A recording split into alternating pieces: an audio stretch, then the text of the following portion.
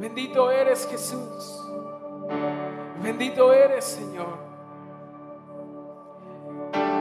Y hoy cantamos, Señor, con ese gozo y con esa alegría que tú nos has dado.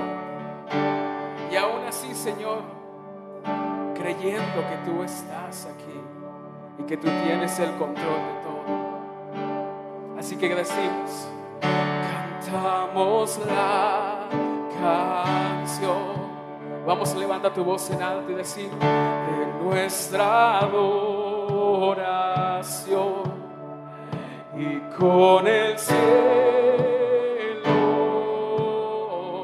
unimos nuestra voz, unimos nuestra voz. Grande fidelidad, grande fidelidad.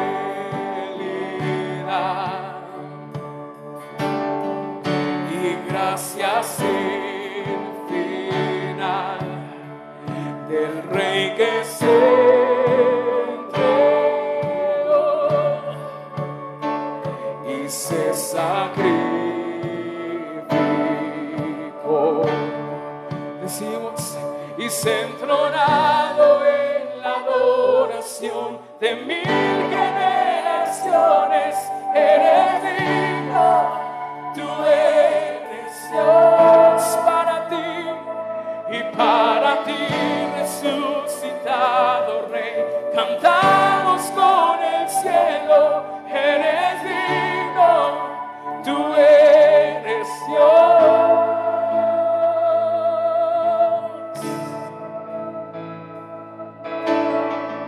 En nuestro caminar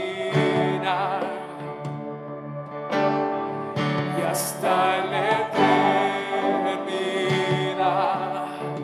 nuestro clamor será: Jesús, glorifica. Levanta tu voz una vez más y dilo: en nuestro caminar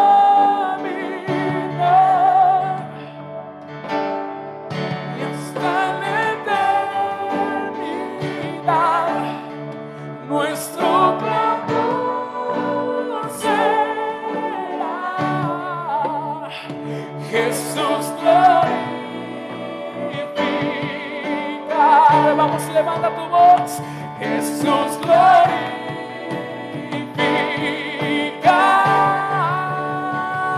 Y se entronado en la adoración de 1000 generaciones. Eres digno, tú eres Dios, y para ti resucitado Rey, cantamos con el cielo. Eres digno, tú eres Dios, y se entronado en la adoración de 1000 generaciones. Eres digno, tú eres Dios, y para ti cantamos con el cielo. Eres digno, tú eres Dios. ¿Por qué no levantas tus manos en alto en este tiempo? Le dices: Dios, gracias, porque los mejores momentos, Señor, son en tu presencia. Y hoy, Señor, tus hijos claman. Hoy, como tus hijos, Señor, adoramos tu nombre. Así que yo te voy a invitar a que proclamemos y declaremos juntos a una sola voz: y te exaltamos. Vamos, dilo: tú eres Dios. Vamos, levanta tu voz, iglesia, y te exaltamos. Tú eres Dios. Vamos, más fuerte, cántalo. Y te exaltamos. Solo a ti, Jesús. Solo a ti, oh Dios. No hay nadie como tú, y te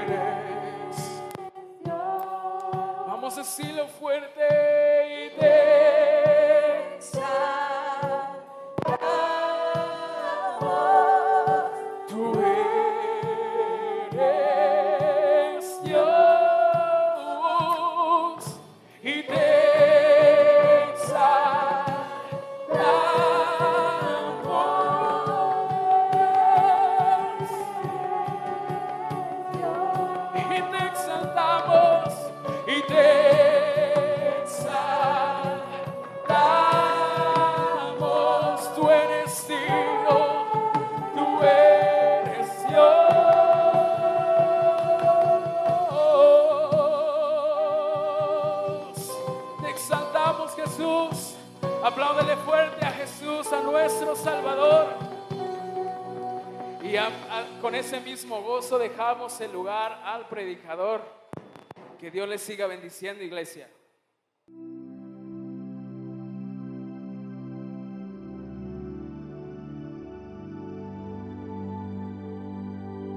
Hola, ¿qué tal? ¿Cómo están? Dios les bendiga. Reciban un cordial saludo de la Iglesia Fuente de Vida.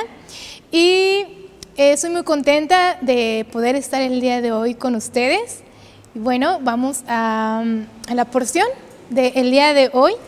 Y damos el Evangelio de Marcos. Vamos al capítulo número 10. Vamos a ir primero a este verso.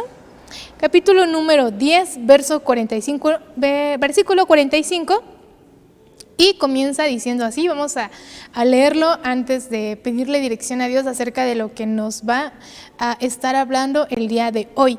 Y dice así, si ya lo tienes en casa, dice así: porque el Hijo del Hombre no vino para ser servido, sino para servir y dar su vida en rescate por muchos.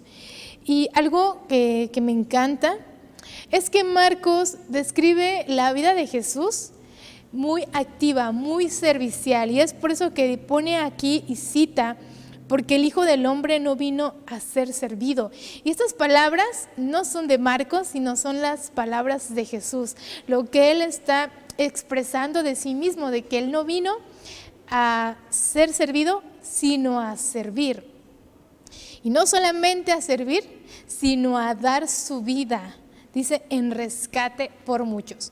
Entonces vamos a estar hablando el día de hoy acerca de Jesús, y vamos a pedirle a Dios, vamos a pedirle que su Espíritu Santo fluya en nosotros, que su Espíritu Santo abra nuestro entendimiento para ver las grandezas de su Escritura, para ver a Jesús a través de lo que vamos a estar hablando el día de hoy, y traiga a Dios una frescura en nuestros corazones. Así que acompáñame. Padre, te doy gracias en el nombre de Jesús por la bondad de tu amor y de tu misericordia hacia cada uno de nosotros.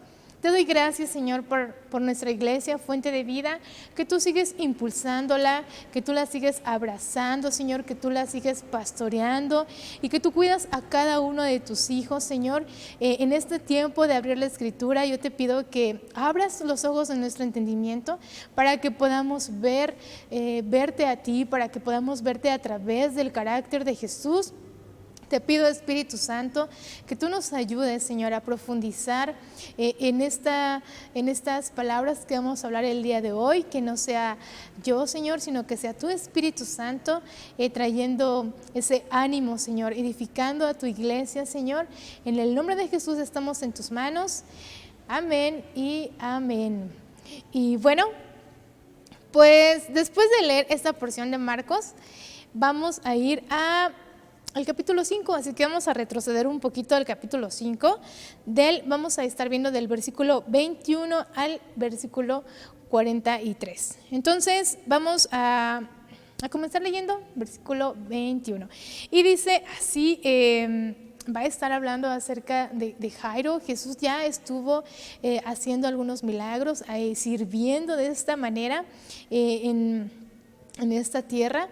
Al principio de su ministerio, lo único que estuvo haciendo fue recorrer su tierra, dando a conocer a la persona del Padre. Entonces Jesús, en este punto, él ya venía de estar obrando milagros, de estar demostrando la bondad y la misericordia de Dios hacia el pueblo de Israel, y ahorita va a regresar a los judíos. Entonces estuvo de un lado donde había personas que eran gentiles cerca de la región de Judea, pero ahora va a estar del otro lado del mar de Galilea, y va a estar ahora con los judíos, con las personas que estudiaban la ley, con las personas que estaban esperando al Mesías. Y entonces comienza diciendo así esta historia que Marcos está pues narrando cómo es que Jesús pues tenía esa relación con las personas que venían a él y cómo es que Él trataba con ellos de manera personal, a pesar de que venían muchas personas, nos muestra cómo es que Jesús tenía una manera muy personal de relacionarse con cada uno de ellos. Y bueno, dice el verso 21, dice, pasando otra vez Jesús en una barca a la otra orilla, habla de barca porque venía pues en el mar de Galilea, dice, se reunió alrededor de él una gran multitud y él estaba junto al mar. Verso 22 dice, y vino uno de los principales de la sinagoga, llamado Jairo, y luego que le vio, se postró a sus pies. Entonces él viene y él sigue sirviendo. Me encanta porque Jesús siempre pues negándose en esta tierra, a pesar de que pues él también tenía que comer, tenía que descansar, él también tenía sueño. O sea, Jesús se negaba a pues aspectos mismos de él y seguía sirviendo. Puedo ver mucho esto de Jesús. Y luego dice que viene un principal de la sinagoga. ¿Quién era un principal de la sinagoga? Una sinagoga era un lugar donde era una extensión, por así decirlo, del templo. Ahí no presentaban quizás sacrificios, pero ahí enseñaban. En una sinagoga enseñaban la Torá. Y es lo que hacía prácticamente, este Jairo era el encargado, era como un pastor el día de hoy, por así supongamos esto, un ejemplo, que era como un pastor que estaba él encargado de la estructura y de cómo se llevaban a cabo los servicios, ¿no? Y entonces menciona que este hombre judío, habían muchos maestros judíos que no estaban de acuerdo con las enseñanzas de Jesús, pero este hombre estaba desesperado, tenía estaba pasando por una circunstancia nada agradable, y era que su hija se encontraba agonizando, y este hombre entendió que solamente Jesús era el único que podía rescatarle de esta circunstancia en cuanto a la sanidad de su hija. Y me encanta porque Jairo, se menciona su nombre, no sé, Marcos no lo esconde, sino da a conocer quién era este hombre. Y me encanta, ¿por qué? Porque dice que él viene a Jesús y luego que le vio, se postró a sus pies. O sea, él estaba desesperado, ¿no? O sea, eso, simplemente estaba desesperado por esta necesidad que tenía. Verso 23 dice, y le rogaba mucho diciendo, mi hija está agonizando, ven y pon las manos sobre ella para que sea salva y vivirá. Entonces Jairo llega a un punto en donde pues muchos dirían, o él quizás hubiera pensado, ¿qué van a decir de Jairo? O sea, las demás sinagogas no están de acuerdo con las enseñanzas de Jesús. A lo mejor y Jairo tampoco estuvo en algún punto de acuerdo con las enseñanzas de Jesús, pero el día de hoy viene a Jesús públicamente. Ahí llega un punto en el que ya no le importa lo que dirán, sino que él tiene una necesidad muy grande. Y él va a Jesús, ya no le importa que lo vean, que vean que el principal de la sinagoga se está postrando ante este hombre que quizás no estaba pues bien visto por los líderes, pero él tenía esa necesidad y sabía que Jesús podía con este problema. Sin embargo, Jairo se acerca a Jesús creyendo que Jesús puede salvarlo de esa circunstancia, y Jairo le dice, ven y pon las manos sobre ella para que sea salva.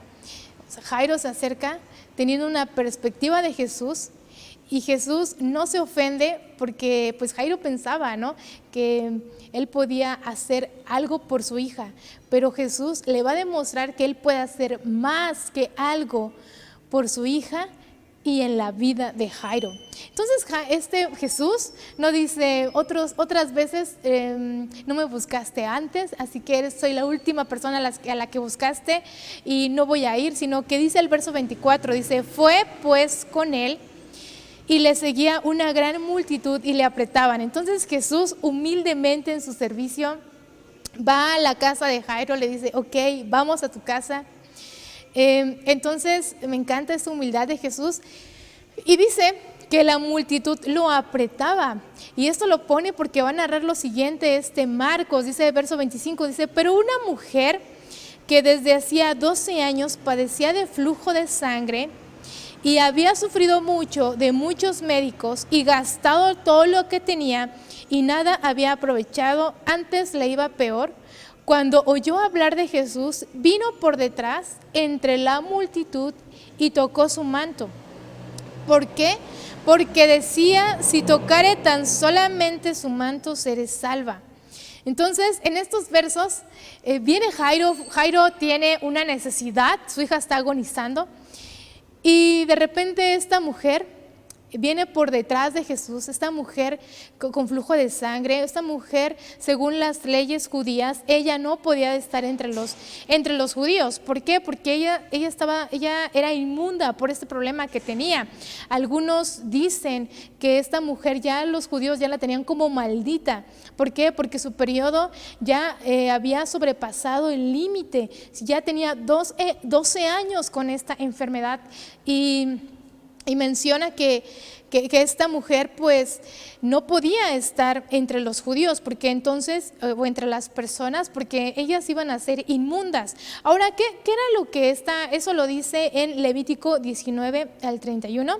Que no vamos a ir para allá, pero lo estoy citando porque ahí es donde se encuentra que lo que marca de la ley judía, que según esta mujer lo que tenía. Entonces, ¿qué era lo que esta mujer ya no podía hacer? Esta mujer tenía que ser sacada del pueblo. Ella pues no podía estar presente ante la adoración y adorar a Dios, a Jehová.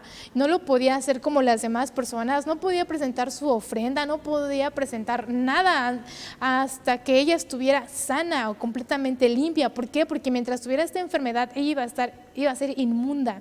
Esta mujer no podía estar entre el pueblo. Entonces, esta mujer no podía vivir en su casa, estaba excluida de sus amigos, fuera de la sinagoga. Ella ni siquiera podía pues ir a la sinagoga para ser enseñada. ¿Por qué? Por lo mismo de su problema. Esta mujer no podía ir al templo, ¿no? Lo que les acabo de mencionar. Entonces, esta mujer menciona el verso 26, dice que había sufrido mucho de muchos médicos y gastado todo lo que tenía y nada había aprovechado, antes le iba peor. Entonces ella había gastado todo en remedios que los médicos le estaban dando, ¿no? O sea, una gastaba en las consultas de todos los diferentes médicos en estos 12 años y gastaba en las recetas, ¿no? En a lo mejor conseguir alguna hierba que le podía beneficiar para lo que ella tenía, pero decía que nada, o sea, gastó, se tomó todo, se puso quizás de diferentes posturas que a lo mejor le decían para sanar. O sea, ella había quizás perdido la esperanza de poder ser sana. Ella quizás a lo mejor hasta se sentía rechazada u olvidada por Dios, porque ella pues tenía 12 años que padecía de esta enfermedad y pues ella simplemente se sentía pues estaba desesperada, ¿no? Otra mujer desesperada, como también Jairo, aunque ella tenía una necesidad diferente, ¿no? Y bueno, es interesante porque ella no llega por delante, sino llega por detrás, pero por esta situación. Si algunos a lo mejor sabían que ella no podía estar entre ellos, entonces pues ella avergonzada llegó por detrás. Pero me encanta porque va a pasar lo siguiente. Ella tenía fe en que Jesús podía hacer en ella un milagro, pero era una manera diferente a la que Jesús había obrado en otras personas. Ella dice, si tan solo tocare el manto, su manto. Obviamente, nosotros sabemos que pues no era la prenda de Jesús la que sanaba, sino era Jesús en sí mismo el que tenía y tiene el poder para sanar. Pero esta mujer lo hizo así y simplemente el objeto de su fe es Jesús. El objeto de su fe es Jesús. Aunque ella decía, si tan solo tocare el manto, o sea, tan mal estaba esta mujer, pero Jesús, a pesar de su débil fe, de su fe, Jesús va a obrar. Y continuamos leyendo, dice el verso 29, ya tocó. Dice, y enseguida la fuente de su sangre se secó y sintió en el cuerpo que estaba sana de aquel azote. Verso 30, luego Jesús, conociendo en sí mismo el poder que había salido de él, volviéndose a la multitud, dijo, ¿quién ha tocado mis vestidos? Verso 31 dice, sus discípulos le dijeron, ¿ves que la multitud te aprieta y dices, ¿quién me ha tocado? Verso 32, pero él miraba alrededor para ver quién había hecho esto. Entonces la mujer, temiendo y temblando, sabiendo lo que en ella había sido hecho, vino y se postró delante de él y le dijo toda la verdad. Entonces Jesús siente que él sabe lo que acaba de ocurrir, él lo sintió, pero él empieza y voltea y dice, ¿quién ha tocado mis vestidos? No quiere decir que sus vestidos tuvieran poder otra vez, sino que él supo que alguien tocó su corazón, que alguien fue a Jesús porque sabía que él podía obrar en ella, pero de una manera secreta. Ahora, Jesús no la quería avergonzar, aunque parece, ¿no? Como que él pregunta, ¿quién me ha tocado? Y ese era el temor de la mujer, que los demás supieran que ella estaba ahí, porque me imagino que iba a ser todo pues un alboroto, ¿no? Porque iban a salir corriendo de, ay, esta mujer inmunda, ahora soy inmundo.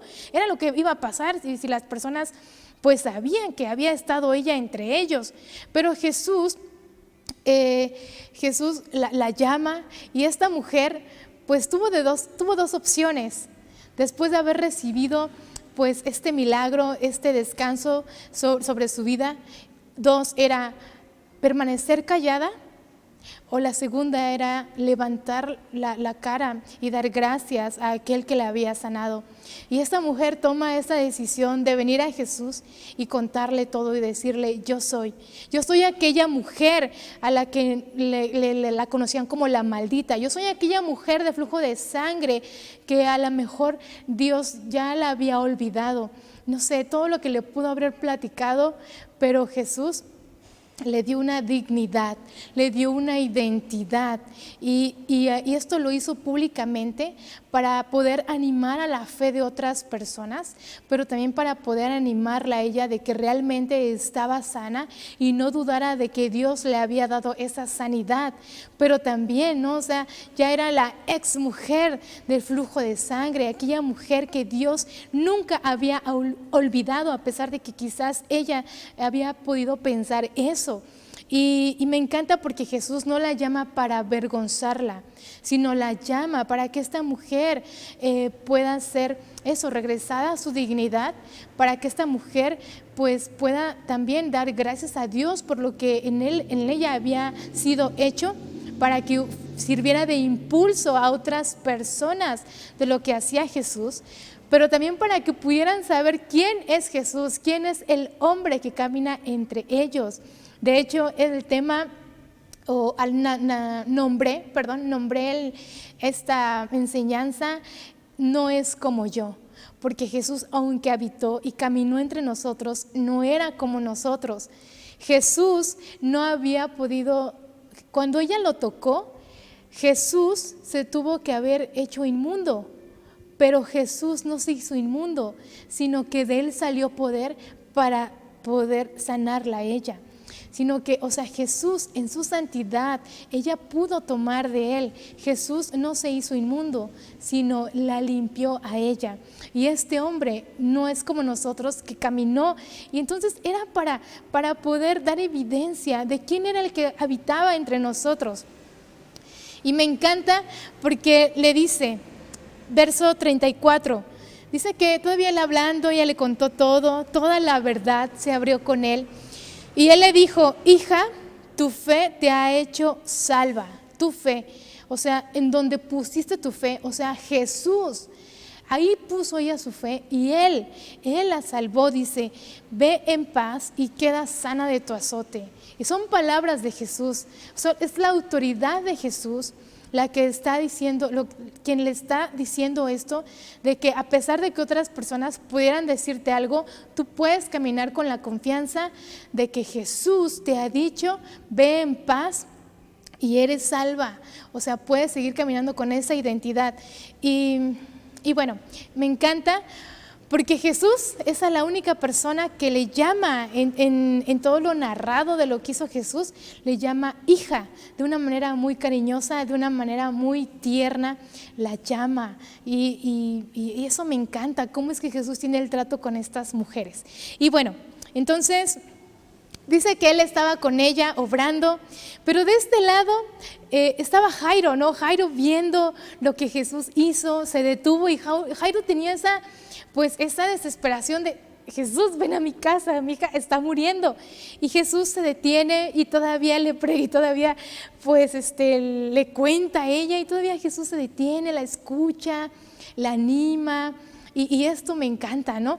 Porque Jairo está con su circunstancia, con su problema, su hija agonizando, y Jairo vino a Jesús creyendo que él podía obrar de una manera, pero Jesús desea enseñarle a Jairo y trabajar en su corazón en medio de la desesperación.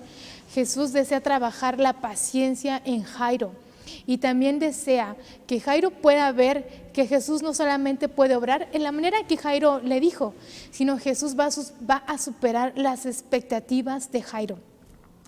Y dice el verso 35, mientras él aún hablaba, vinieron de casa del principal de la sinagoga diciendo: tu hija ha muerto, ¿para qué molestas más al maestro? Entonces puedes imaginarte el semblante de Jairo de decir: wow, acaba de hacer un milagro Jesús en este momento, y de repente vienen con esta noticia. No sé, no puedo quizás imaginarme la cara de Jairo de decir: wow, todo ya, o sea, estoy perdido, ya perdí por total las esperanzas, ¿no?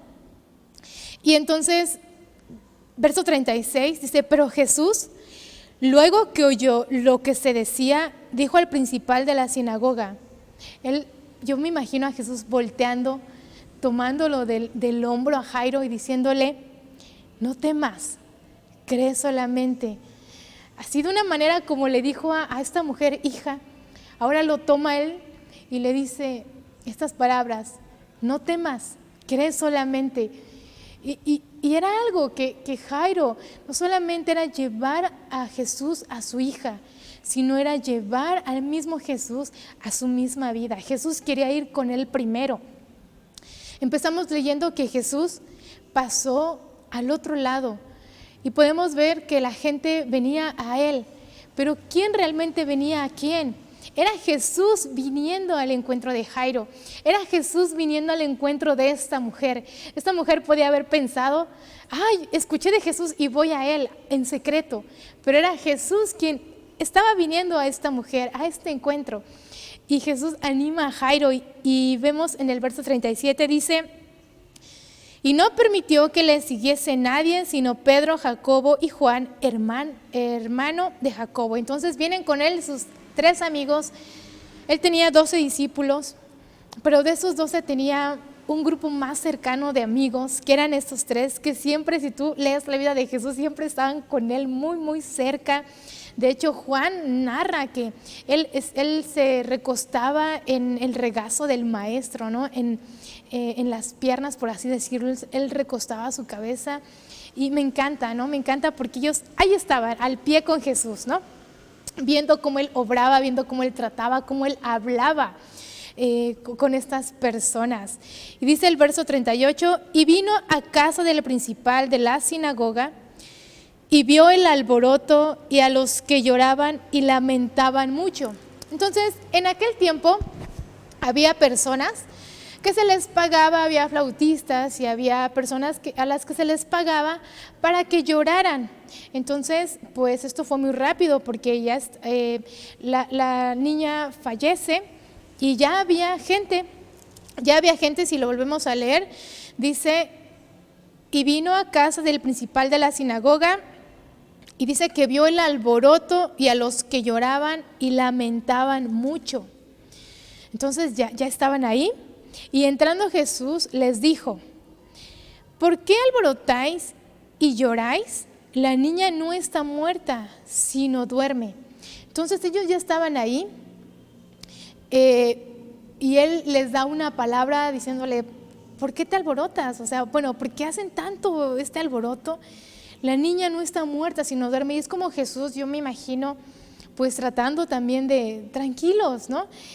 Y dice, y se burlaban de él. Entonces es interesante porque esas personas que según estaban con su dolor, o sea, creo totalmente que como algunos lo relatan, algunos estudiosos de la Biblia, que eran personas que se les había pagado para ir a llorar, o sea, que gente que no estaban sintiendo el dolor, simplemente pues se les pagaba para eso, ¿no? Para acompañar a las personas que sí estaban en su dolor o de esta pérdida o de esta circunstancia, ¿no?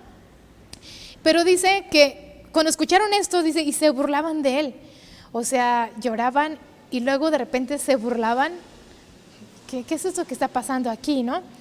Dice, mas él, echando fuera a todos, tomó al padre y a la madre de la niña y a los que estaban con él y entró donde estaba la niña. Entonces es interesante porque aquellas personas incrédulas no son las que van a poder estar cerca de Jesús para poder ver la obra de Jesús. Y dice que simplemente los echó fuera y se quedó con las personas importantes, con las personas que estaban pidiendo en su corazón que Dios trajera pues un milagro sobre esta vida. Otra vez les recuerdo, Jairo pensaba, pues solamente Jesús puede sanar a mi hija, pero yo creo en las palabras que él ha dicho. Y dice que los toma a ellos dos, me puedo imaginar a Jesús tomando al papá y a la mamá y que lo acompañaran. Entró donde estaba la niña. Otra vez, los judíos no pueden tocar a nadie muerto porque también se hacen inmundos. Y dice el verso 41, y tomando la mano de la niña, le dijo, Talita Kumi, que traducido es, niña, a ti te digo, levántate. Y luego la niña se levantó y andaba, pues tenía 12 años, y se espantaron grandemente, pero él les mandó mucho que nadie lo supiese y dijo que se le diese de comer. Entonces esta niña de 12 años, Jesús la toma y otra vez Jesús no se hizo inmundo, sino que Jesús la levantó. Jesús, y todos vieron esto, o sea, Jesús hizo una obra mayor. Jesús superó las expectativas de la familia de Jairo. Jairo se acercó creyendo de Jesús algo, pero Jesús superó las expectativas. La mujer se acercó a Jesús secretamente, pero Jesús superó las expectativas en la vida de esta mujer. ¿Sabes qué me encanta de Jesús? Que Jesús así es. Jesús así es contigo y conmigo. Jesús supera las expectativas que nosotros tenemos de Él. A veces nosotros nos acercamos a Jesús creyendo que Él puede hacer con nosotros ciertas cosas, pero Jesús supera las expectativas al hacer unas cosas o cosas más bellas de las que tú te imaginas en tu vida. Pero ahora vayamos al punto de no solamente lo que Jesús puede hacer en tu vida, sino lo que tú puedes conocer de Jesús, que no es como nosotros. Es bello cuando Jesús se deja conocer por ti, porque Jesús no se deja conocer por cualquier persona. Jesús se deja conocer a las personas que Él quiere revelarse. Y eso me encanta, porque cuando Jesús se revela es un regalo de Dios a tu vida, porque eso te lleva a un nivel más profundo de fe, a un nivel más profundo en escala de tu cristianismo, en conocer, en dar tu vida a Él. Porque mientras más le conoces, más te das a Él, más reconoces que Él es digno de tu vida, más reconoces que Él es digno de tu adoración, más reconoces que Él es digno de llevar una vida abnegada, porque vimos su vida abnegada de Él. Y entonces la cruz de Cristo se hace más evidente y la cruz de Cristo toma sentido en cada momento que tú tienes un encuentro con Él, porque te das cuenta que no hay más que ir a la cruz de Cristo para poder tener un encuentro vívidamente con Él y con Dios y con el Espíritu Santo para poder seguir adelante. Entonces me encanta, y con esto quiero dejarte, que tú puedas venir a Jesús no creyendo que Él puede hacer contigo ciertas cosas, sino simplemente dándole tu vida a aquel que puede superar tus expectativas. Y me encanta Juan 17:3, Jesús orando al Padre le dice: en esto consiste la vida eterna, en que te conozcan a ti, el único Dios verdadero, y a Jesucristo a quien has enviado. Y eso es todo, hermanos. Jesús, a veces nos acercamos a Jesús desesperados y Jesús no nos desecha, y eso me encanta porque Jesús no te va a desechar. Y Jesús va a dejar que tú lo conozcas de una manera más profunda. Jesús sí puede obrar un milagro en tu vida como lo obró en esta mujer, con una fe un poco pues medio distraída, creyendo que se encontraba en las vestiduras, pero finalmente creía que Jesús la podía sanar, que Jesús la podía salvar. Y Jesús te acepta con esa pequeña fe para aumentártela, para llevarte a niveles de entendimiento de Él que tú no conocías anteriormente. Entonces yo te animo a ti, iglesia, a que vengas a Jesús, a que dejes de creer que Él puede hacer ciertas cosas, dejemos de limitar a Jesús. Acabo de escuchar no hace mucho en una enseñanza de Juan que Jesús no tiene el poder. Jesús es el poder y Él da a quien Él quiere. Y eso me encanta porque ese es nuestro Dios y no es como nosotros. Entonces, cuando tú vengas y tengas un encuentro con Jesús o cuando tú vayas con Jesús, tienes que recordar que es Él el que te vino a buscar.